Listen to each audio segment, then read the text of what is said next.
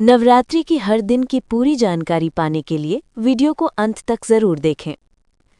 नवरात्रि के पहले 3 दिनों में माता के रूप। नवरात्रि का पर्व वर्ष में 4 बार आता है: चैत्र, आषाढ़, आश्विन और माघ। इनमें से चैत्र और आश्विन नवरात्रि का विशेष महत्व है। पूरे 9 दिनों में देवी दुर्गा के 9 रूपों की पूजा की जाती है। हर दिन माता का एक विशेष स्वरूप पूजित होता है। पहले 3 दिनों को माता के शक्ति और बल से जुड़े स्वरूपों के लिए समर्पित किया जाता है। प्रथम दिन मां शैलपुत्री।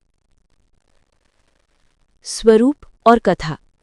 पहले दिन मां शैलपुत्री की पूजा की जाती है। शैल का अर्थ है पर्वत और पुत्री का अर्थ है बेटी। मां शैलपुत्री पर्वतराज हिमालय की पुत्री हैं। इन्हें ही पर्वतराज हिमालय की बेटी पार्वती के नाम से भी जाना जाता है।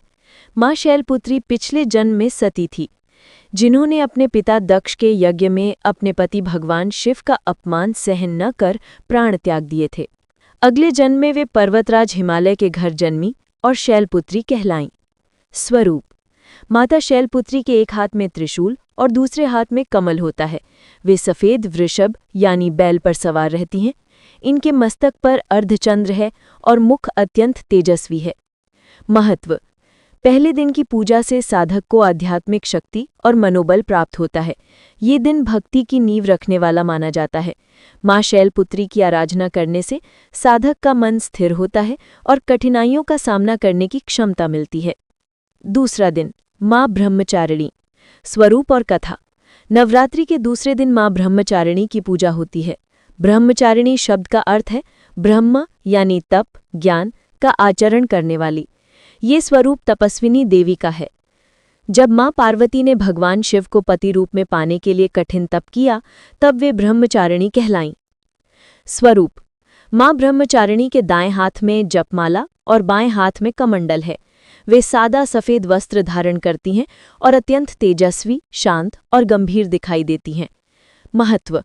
मां ब्रह्मचारिणी की पूजा से साधक को अनुशासन, संयम और तपस्या की शक्ति मिलती है। ये दिन आत्मविश्वास और धैर्य को मजबूत करता है।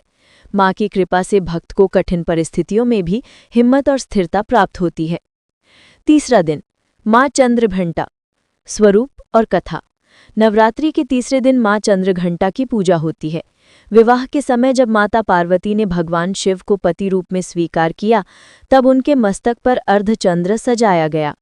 वही अर्धचंद्र बजने वाली घंटी के आकार का प्रतीत होता है, इसलिए वे चंद्रघंटा कहलाती हैं। स्वरूप। मां चंद्रघंटा का रूप अत्यंत दिव्य और वीरता से भरपूर है।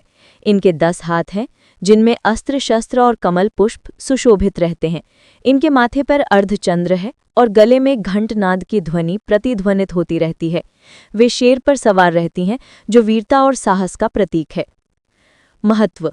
मां चंद्रघंटा की आराधना से भक्त को साहस, शांति और निर्भयता की प्राप्ति होती है।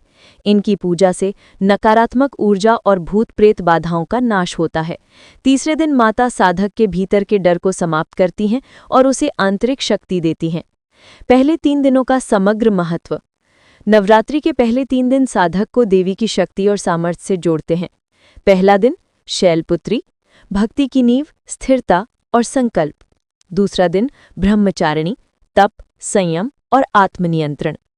तीसरा दिन चंद्रघंटा, साहस, निर्भयता और नकारात्मक शक्तियों से रक्षा। इन 3 दिनों की साधना से साधक के मन, बुद्धि और आत्मा में पवित्रता आती है और आगे के दिनों की साधना के लिए मार्ग प्रशस्त होता है।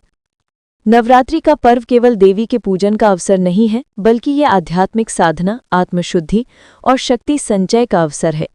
पहले 3 दिनों में माता के रूप हमें जीवन में ये सिखाते हैं कि संकल्प और भक्ति से शुरुआत करो, संयम और धैर्य से आगे बढ़ो, साहस और निर्भयता के साथ जीवन जियो। इसी प्रकार शेष 6 दिनों में भी माता के अन्य रूपों की पूजा करके साधक जीवन को संतुलित और सफल बना सकता है। अगर आपको ये वीडियो पसंद आए तो लाइक, शेयर और सब्सक्राइब करना ना भूलें। जय माता दी।